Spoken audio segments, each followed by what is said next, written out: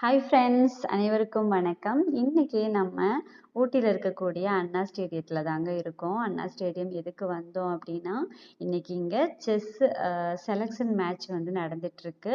இன்னைக்கு செலக்ட் ஆகுறவங்க பார்த்தீங்க அப்படின்னா நம்ம ஸ்டேட்டில் போய் நீலகிரி டிஸ்ட்ரிக்டை ரெப்ரசன்ட் பண்ணி விளையாடுவாங்க.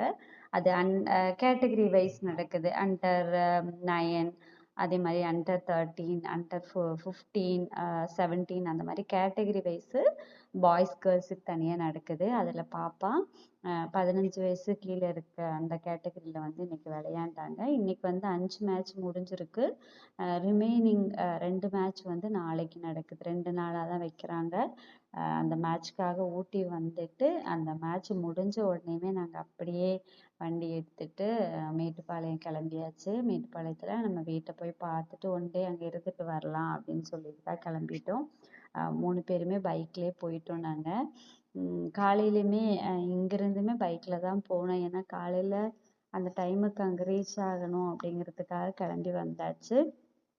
வந்து ஊட்டியிலேயே காலைல டிஃபன் முடிச்சுட்டு நேராக அங்கே போனோம். அங்கே போய் மேட்ச்சு கரெக்டாக ஆரம்பிச்சிட்டாங்க. 5 மேட்ச் ஆக்சுவலாக இன்னைக்கு முடிஞ்சிருக்கு. அதில் பாப்பாவுக்கு வந்து 3 வின் பண்ணாங்க, 2 லாஸு.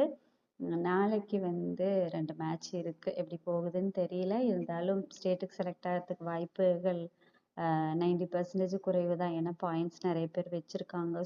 ஸ்டூடெண்ட்ஸ் பார்த்தீங்கன்னா வேறு லெவலில் விளையாடுறாங்க. நீலகிரி டிஸ்ட்ரிக்டில் இவ்வளோ பிள்ளைங்க செஸ்ஸில் ஆர்வமாக இருக்காங்களா அப்படின்னு பார்த்தா ரொம்ப சந்தோஷமாக இருந்துச்சு.